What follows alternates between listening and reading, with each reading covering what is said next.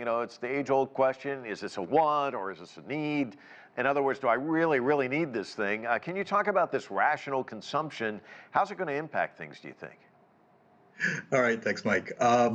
As we've done, AlixPartners have done an annual survey of consumers covering anywhere between 2,000 to 3,000 survey respondents across different tier cities. And this year, we see a flight to rational consumption. What we mean by that is that consumers are basically not trading down, but they're actually doing a lot of comparison across different platforms to look for things that they want to buy at the right price. On top of that, we see a lot of consumers actually looking for things that they need and actually meet the needs, right? So a lot of that is also actually pushing or actually helping another trend of having Chinese brands actually meet the needs of consumers better, actually seeing sales actually grow during this period of time as well. What are some of the other trends that you're seeing this year compared to last year, would you say? Right. I think we're seeing a couple of other trends along. Firstly, sub-segments within the consumer group that are becoming more and more important. Once again, in our survey, we found that the silver economy, basically consumers that are of the age of 65 and above, they have become more and more important in a lot of these sort of shopping festivals. So Double 11 is actually one of those festivals that they actually, as a group, actually look forward to as well.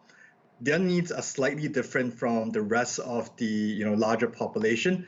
They look at stocking up on daily necessities as well as health supplements being two key categories for them to be shopping in.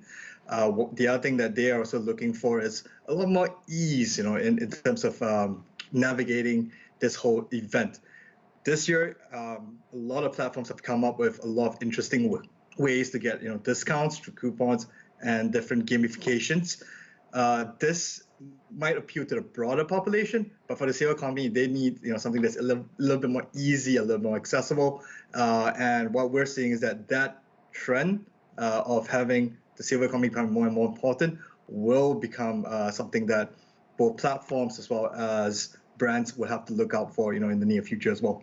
So their needs obviously are different, as you mentioned.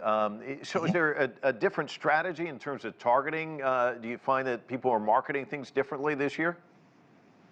Well, in our survey, we did find that as much as live streaming is still a channel for people to learn about, purchase and buy, different sort of products, live streaming is becoming more of like a information channel, and there is less of an impulse buy on live streaming as compared to previous years.